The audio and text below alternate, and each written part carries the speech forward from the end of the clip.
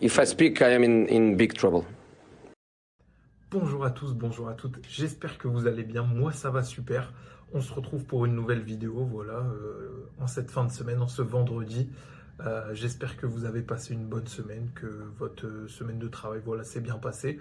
De mon côté, ça a été parfaitement. On a pu suivre la malheureuse semaine de compétition européenne de nos clubs français qui s'est pas forcément bien passée. On avait eu des semaines très, très glorieuses en Ligue des Champions, Europa League, Conference League.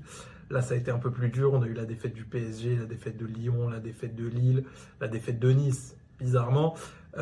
Merci à Strasbourg de sauver un peu tout ça. Mais voilà, on se retrouve pour une petite vidéo pour essayer de redonner le moral. On remet du rythme. Et puis bientôt le week-end, donc tout va bien se passer. J'espère que vous allez bien profiter, que vous avez prévu des belles choses. On se retrouve aujourd'hui pour une petite vidéo, pas de débrief, mais de sujet. Voilà, comme vous l'avez vu peut-être dans le titre ou à la miniature. Sujet dans lequel j'ai envie de revenir sur des éléments au sein du monde du football, plus sur le terrain pour le coup, qui méritent d'être changés selon moi. Alors, cette vidéo, elle est un peu plus personnelle parce qu'elle implique que mon avis. Bon, toutes les vidéos impliquent uniquement mon avis, évidemment. Je ne considère pas défendre l'avis de tous.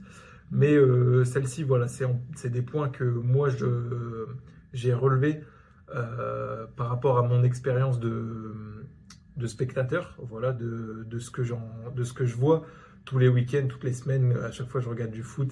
C'est un petit peu les mêmes choses qui ont tendance à me turlupiner, on va dire. Et donc, c'est des choses que j'aimerais voir modifiées ou carrément supprimées pour la plupart d'entre elles. Je propose qu'on commence directement avec une règle qui, j'avais l'impression, à un moment donné, j'ai cru qu'elle avait été supprimée et je me suis fait surprendre parce que c'est réarrivé dans un match que je regardais. C'est la règle de la double peine. Alors, qu'est-ce que la double peine? C'est quand l'arbitre siffle à la fois un penalty et met un carton rouge au défenseur qui a commis la faute, qui a engendré le penalty. Alors, cette règle, moi, à titre personnel, bah, c'est le thème de la vidéo, vous l'avez bien compris, mais selon moi, ça doit être supprimé. Pourquoi? Le fait de donner un penalty, déjà, je trouve que c'est suffisant dans le cadre d'un match.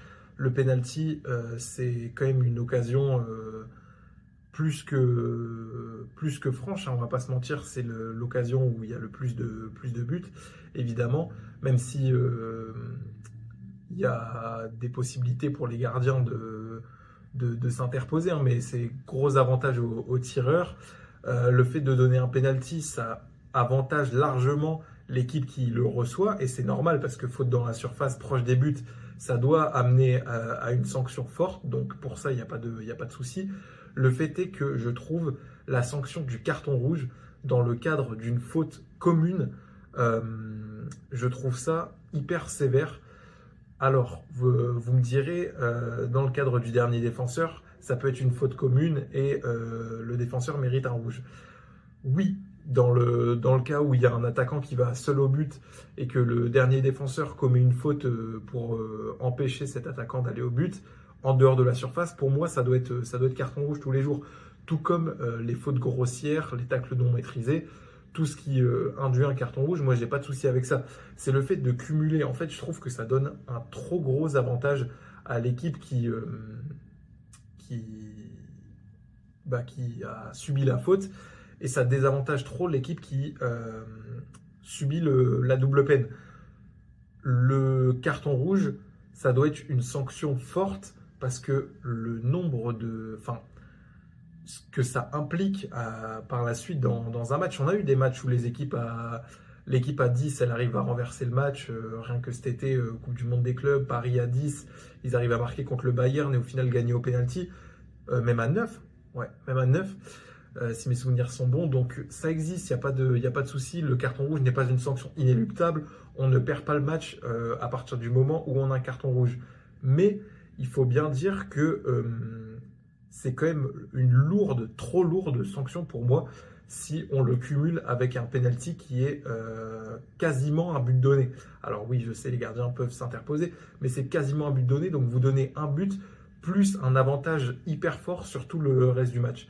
Donc pour moi, la règle de la double peine doit être supprimée dans le cadre d'une faute dans la surface de réparation, quelle que soit la faute. Voilà, je le dis, quelle que soit la faute, ce doit être carton jaune penalty. Voilà, c'est mon avis. Je ne sais pas si c'est l'avis partagé par la communauté football. J'avoue ne pas avoir trop lu de critiques et d'avis depuis longtemps sur cette double peine.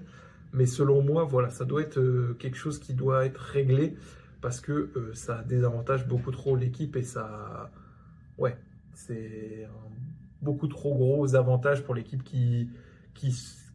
à qui bénéficie le carton rouge. En plus, des fois, c'est des fautes anodines. Donc voilà. Premier point que j'aimerais supprimer, c'est cette double peine. Et ça peut être amené avec mon second point qui peut être lié, c'est les mains dans la surface. Alors, gros sujet, gros débat. Il y a des débats comme ça dans le monde du football qui sont là depuis des décennies. J'ai l'impression que c'est depuis la nuit des temps qu'on parle de ces foutues mains dans la foutue surface qui donnent des pénaltys. Et on a essayé de cadrer, de faire des règles claires. Mais tous les week-ends, à chaque fois que je regarde un match, enfin c'est pas tout le temps qu'il y a des mains dans la surface, ne me faites pas dire ce que j'ai pas dit, mais à chaque fois qu'il y a cette situation-là, d'un défenseur qui touche le ballon avec sa main dans la surface, il y a toujours une règle, il y a toujours quelqu'un pour sortir une règle de derrière les fagots pour dire ah non là c'est pas main parce que, ou alors oui c'est main parce que tata. Il y a pas, j'ai l'impression que l'interprétation pour les arbitres, elle est trop grande sur les situations de main dans la surface et que du coup, ça crée non pas des injustices parce que le règlement est fait pour que l'arbitre interprète. Donc, s'il interprète, c'est pas une injustice, c'est son interprétation. Mais ça crée des frustrations en fait dans la communauté football, dans la communauté des supporters, qui du coup sont un peu perdus parce que une fois la règle elle est interprétée dans un sens et de l'autre fois la règle elle est interprétée dans l'autre parce que ça dépend trop de l'appréciation de l'arbitre. Quelles sont les règles actuellement les plus courantes dans le cadre des mains dans la surface? C'est si le défenseur touche la main, touche le ballon de la main alors que sa main est en appui sur le sol dans le cadre d'un tacle, ça n'est pas considéré comme une main. Si son bras est décollé mais son mouvement est naturel et que le ballon touche sa main, c'est pas considéré comme une main. S'il y a main volontaire, c'est main. Si ça touche une partie de son corps avant de toucher sa main, ça n'est pas une main. Mais excusez-moi, mais par exemple, si on voit quand on regarde le penalty qui est donné, qui n'est pas donné à Marseille contre l'Atalanta, c'était mercredi, si je dis pas de bêtises. Le défenseur, il a la main décollée du corps. Est-ce que c'est une position naturelle? Est-ce que c'est pas une position naturelle? C'est quoi une position naturelle quand on touche le ballon de la main? Moi, je sais pas. Si je saute les mains en l'air, est-ce que c'est considéré comme une position naturelle? J'ai besoin d'une impulsion, mes mains elles se lèvent. Il y a trop de possibilités de sanctions ou de pas sanctions. Ça crée trop de litiges qui, moi, me frustrent et je suis pas le seul, je pense. On a encore vu ces débats-là, même si je dis pas que Marseille aurait dû gagner ce match face à l'Atalanta. Mais cette situation, elle est bien représentative de tous les problèmes qu'on a avec ces foutues mains dans la surface. On ne sait pas, à chaque fois c'est différent. Donc moi, je milite pour une règle simple, définie.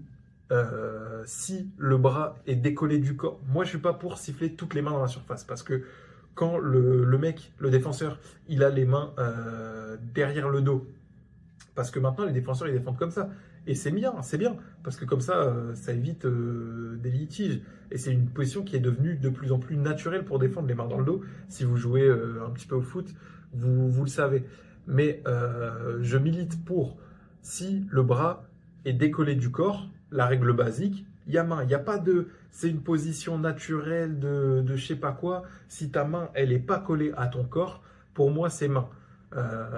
Voilà, pour moi, ça devrait s'arrêter là. Ensuite, je suis d'accord pour les règles de main d'appui au sol sur un tacle et quand ça rebondit sur ton corps avant ta main. Ça, je suis pour maintenir ces règles-là. Mais sinon, ça doit être les deux seules qui doivent être maintenues. Et sinon, toutes les autres mains décollées du corps, on les siffle. Et quand la main, quand ça touche on voit pas, mais quand ça touche le bras qui est le long du corps, il n'y a pas de souci. Mais ça, de toute façon, c'est déjà pas sifflé. Donc, on reste comme ça, c'est très bien. Voilà, il faut, pour moi, simplifier. C'est pas assez simple. Ça crée des frustrations. Et chaque week-end, chaque semaine, on voit des situations comme ça. On ne sait pas. L'arbitre, il a interprété dans un sens.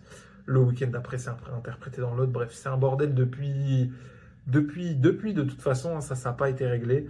Je milite pour une simplification.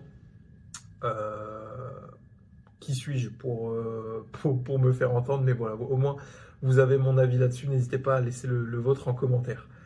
Un troisième élément que j'aimerais voir plus réglementé, limité, c'est tout ce qui est autour des gardiens de but. Alors là, gros sujet. J'avais envie d'en parler avec vous et vous avez vu la miniature que j'ai mis pour la vidéo. Anthony Lopez, c'est pas par hasard, c'est parce que il représente bien tout ce qui m'énerve pour les gardiens de but. C'est-à-dire, il y a plusieurs éléments. Déjà, il y a un fait qui est important, je pense, dans une certaine mesure, je précise, c'est que les gardiens sont les joueurs les plus protégés sur le terrain. C'est normal, c'est eux qui prennent le plus de risques quand ils sortent avec leurs mains. Ils ont souvent la tête en avant. Quand ils sortent sur les duels, par exemple au corner, les joueurs ils peuvent les percuter. C'est eux qui doivent aller au charbon, chercher le ballon dans les pieds du joueur. Donc évidemment, c'est dangereux. Et évidemment que les fautes doivent être sifflées en leur faveur quand il y a litige. Là où je trouve qu'il y a un problème autour des gardiens, c'est que à chaque fois qu'on les touche, il y a faute. Alors, le gardien, on lui enseigne à se protéger lui-même déjà. Si vous voyez par exemple, très bon exemple, Anthony Lopez que j'ai mis en miniature, vous inquiétez pas que lui, à chaque fois qu'il va sortir sur corner pour prendre le ballon à deux mains, il va être genou en avant. Ça peut choquer certains, mais c'est largement autorisé et c'est conseillé et c'est enseigné pour les gardiens, ce genou en avant. C'est pour voilà, se protéger, mettre un peu une première barrière entre l'attaquant et le gardien pour voilà, s'assurer qu'il ne soit pas percuté en l'air, parce qu'en l'air, on est moins résistant, on n'est pas sur nos appuis, hein, forcément, par définition. Donc, ce genou-là, il arrive en protection. Ça peut être considéré comme dangereux d'arriver genou en avant, et en plus, quand on a des foutubus comme Anthony Lopez, vous le voyez arriver genou en avant, c'est dangereux. On se souvient tous, je pense, de l'action sur le jeune Kylian Mbappé. Je crois que c'était à sa première saison au Paris Saint-Germain, ou sa deuxième, je ne sais plus, mais je ne sais pas si vous voyez l'action. Anthony Lopez était à Lyon à cette époque-là, et le ballon est entre Mbappé et lui, et il sort littéralement à l'horizontale, et il percute Mbappé de plein fouet, et c'est faute sifflée contre... non, il n'y a pas faute, juste ballon sorti, et ça joue. Alors que Mbappé, il aurait pu être traumatisé à vie, littéralement, parce que Lopez, il sort genou en avant. Donc là-dessus, je trouve qu'il y a un peu de surprotection, justement, du côté des gardiens.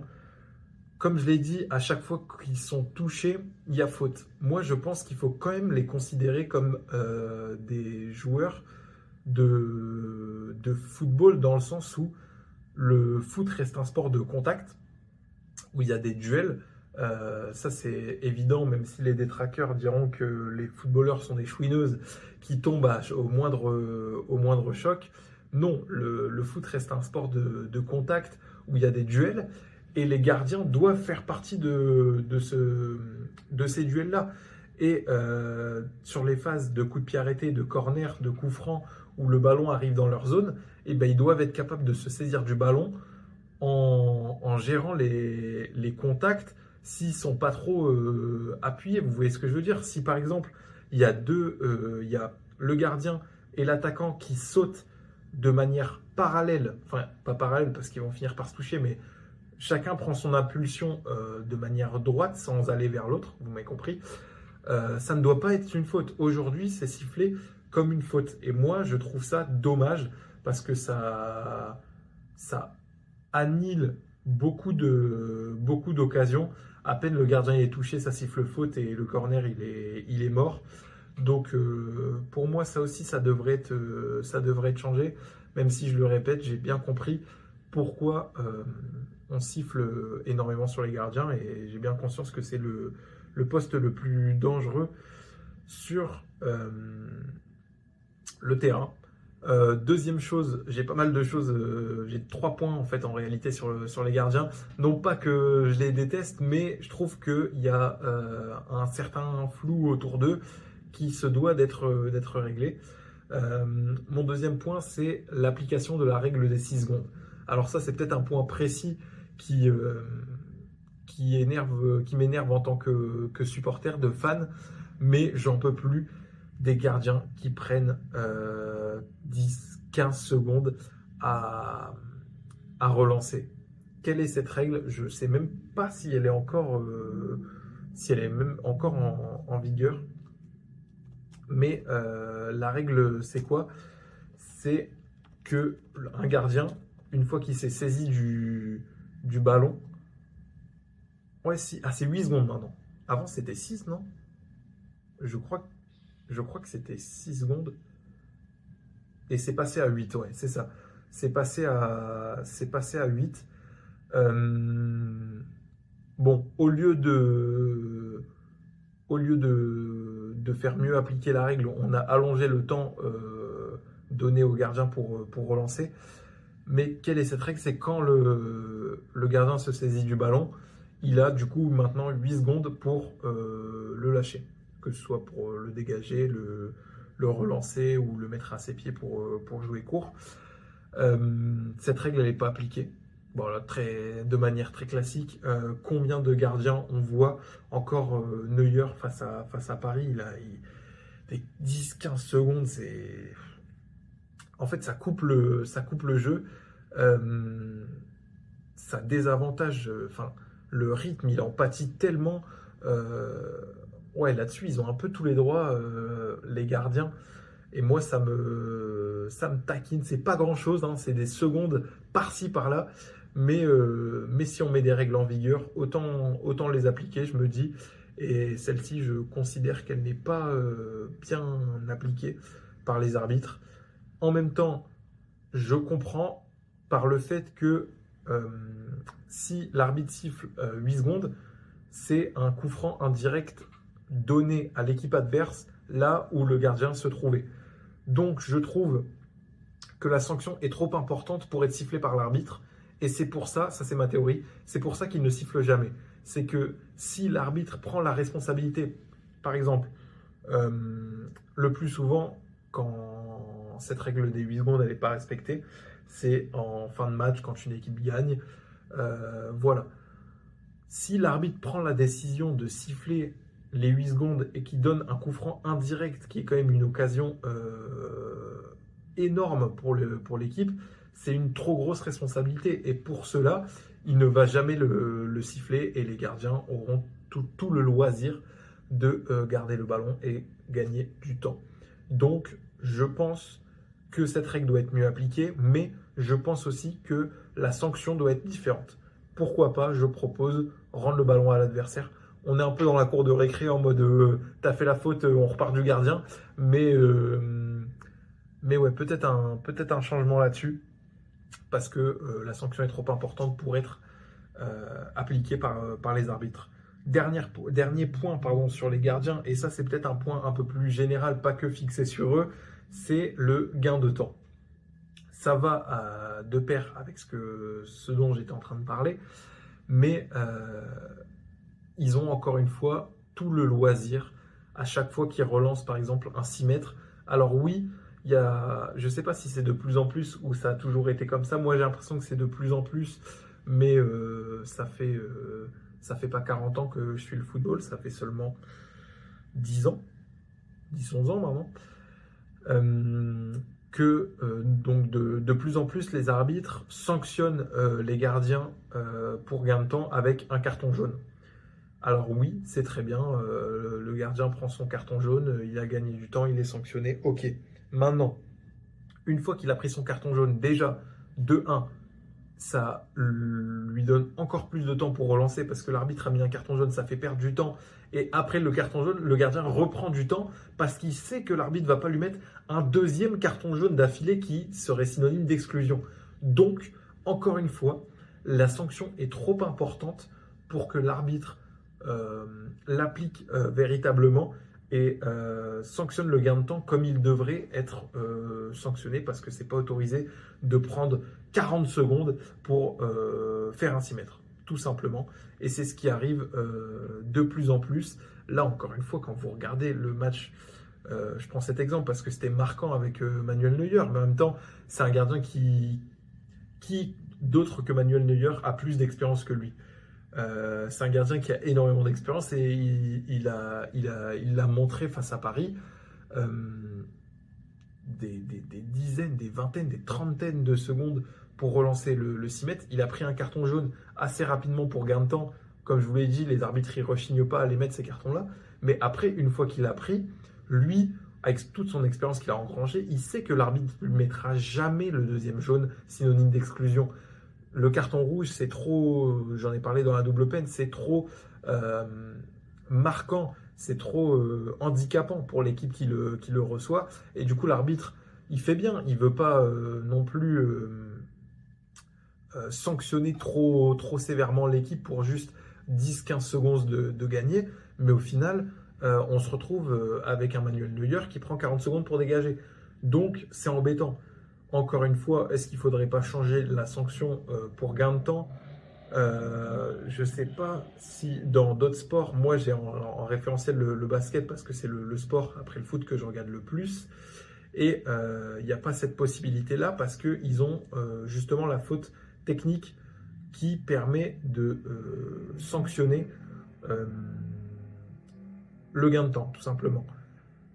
Nous, au football, on n'a qu'une simple faute. Il n'y a que la faute simple. On peut avoir des cartons jaunes, des cartons rouges, mais il n'y a pas cette faute qui rend le ballon à l'adversaire ou vous m'avez compris, un changement dans la possession du ballon. Peut-être il faudrait y penser. Je sais qu'il y a toujours eu des bruits de couloir sur l'apport d'un troisième carton, synonyme d'exclusion temporaire, voilà, des 10 minutes, des 5 minutes, comme au rugby. Pourquoi pas,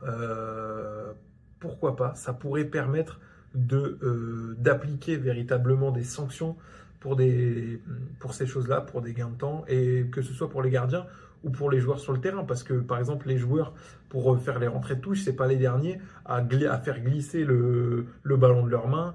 Oh, le ballon il me plaît pas, je change de ballon pour gagner du temps. Ça c'est insupportable. Je suis désolé, je le dis, moi ça m'insupporte.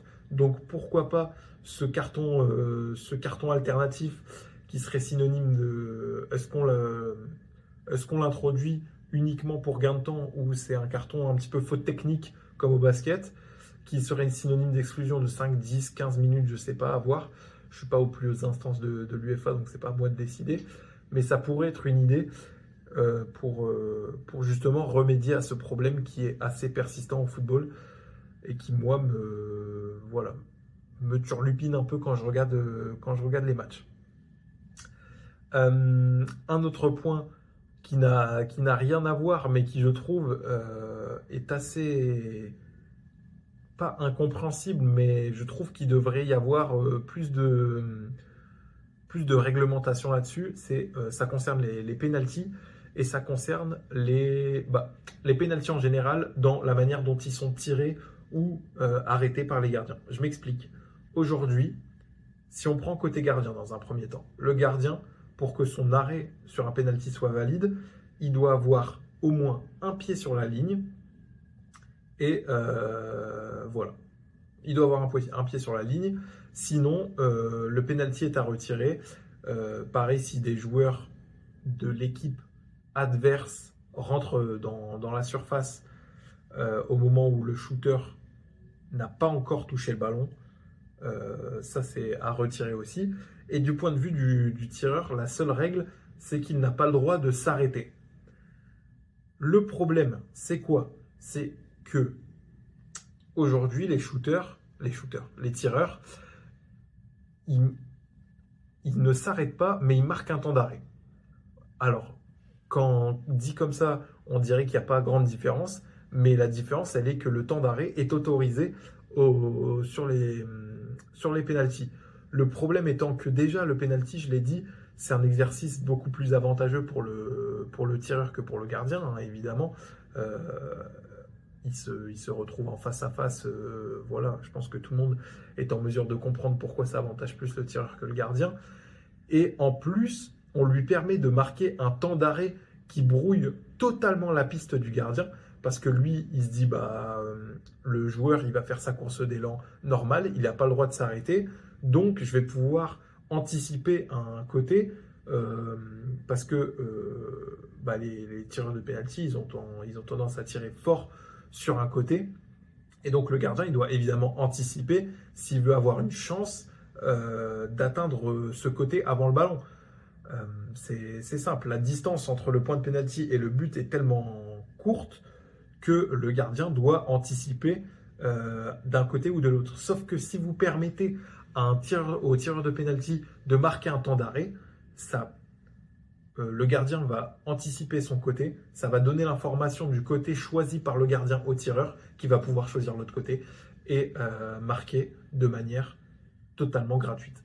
On l'a vu avec Neymar, qui est jugé comme l'un des meilleurs tireurs de pénalty de l'histoire. Ouais, mais sauf que c'est triché pour moi, c'est carrément désavantageux pour tous les gardiens. Comment tu veux qu'ils arrêtent le pénalty si le mec il s'arrête et s'il marque un petit temps d'arrêt au moment de tirer qui du coup ouais, ça désavantage complètement le gardien. Alors, il y a eu aussi l'introduction du petit saut de cabri par Jorginho. Je ne sais pas si c'est lui qui l'a introduit véritablement, mais c'est là où moi je l'ai vu le plus popularisé à l'Euro 2021. Ça, pour le coup, j'aurais tendance à dire que c'est autorisé parce que quand on saute, on est toujours en mouvement. Moi, ce qui me dérange, c'est vraiment ce temps d'arrêt, ce pas marqué juste avant de tirer qui, du coup, ça brouille totalement les pistes du gardien qui se retrouve pris de court. Et donc, je milite encore une fois pour abolir tous les temps d'arrêt. Le tireur, il doit aller d'un point A à un point B sans s'arrêter, hein, de manière normale, et tirer ce penalty sans faire de fioritures. On enlève tout le spectacle, je suis désolé, les petits sauts de cabri, les trucs, les machins sur penalty, tes trucs de PlayStation, là, moi, j'en veux plus. Comme dirait l'autre, on réglemente tout ça parce que c'est en train de devenir beaucoup trop avantageux pour les tireurs et j'ai vu des gardiens s'en plaindre et j'aurais tendance à être pas mal d'accord avec eux là-dessus. Dernier point que j'avais envie d'aborder, mais là on est vraiment sur de l'anecdotique, mais je ne comprends pas pourquoi ça n'a pas encore été réglé, parce que c'est un élément qui intervient des fois et ça crée à chaque fois des tensions, voire des bagarres à chaque fois que ça arrive. Donc je ne comprends pas pourquoi on n'a pas mis le doigt dessus. C'est tout simplement, c'est très précis, hein, attention, c'est tout simplement comme quand un joueur marque, par exemple quand une équipe est menée 2-0, elle marque le but du 2-1, le joueur va chercher le ballon dans les buts et le gardien qui vient d'encaisser le but, il va prendre le ballon dans ses mains pour empêcher que le joueur qui vient de marquer le prenne, aille le mettre au milieu du terrain et que ça se rejoue plus rapidement en fait pour gagner du temps. Là où la règle c'est au gardien de s'emparer du ballon et les joueurs de l'équipe adverse n'ont pas le droit de le prendre et de lui arracher des mains. Combien de fois on a vu des joueurs, des attaquants venir se battre pour le ballon, mais en plus je comprends pas parce que le temps, il est littéralement, c'est la même chose. Alors oui, moi, en tant que joueur, je l'ai cette envie d'aller vite chercher le ballon dans le but pour vite rejouer. Mais au final, c'est quoi? C'est 5 secondes gagnées. Et en plus, l'arbitre, il regarde son chrono une fois qu'il y a but, le temps, il est arrêté. Donc ce temps-là, il sera normalement redonné à la fin du match sous forme de temps additionnel. Donc c'est vraiment des détails. Et ça crée combien de fois il y a eu des bagarres parce qu'il y a l'attaquant qui veut prendre le ballon des mains du gardien. Le gardien, il a son ballon, il y a un mec qui vient le percuter, il saute. Il y a les défenseurs qui viennent défendre le gardien, ça part en insulte, ça part en bagarre. Au final, ça prend beaucoup plus de temps que si tu avais juste laissé le ballon au gardien et le laisser juste relancer et repartir du milieu de terrain. Donc ça, là aussi, pour le coup, il y a une règle assez claire, mais il faudrait, je sais pas ce qu'il faudrait, parler aux attaquants, leur dire qu'ils perdent du temps plus qu'autre chose à faire ça, ou alors leur laisser cette possibilité-là, et du coup on interdit aux gardiens de s'emparer du ballon après un but. Je sais pas, à voir, ça pourrait augmenter encore les problèmes, je suis pas sûr que ce soit la solution.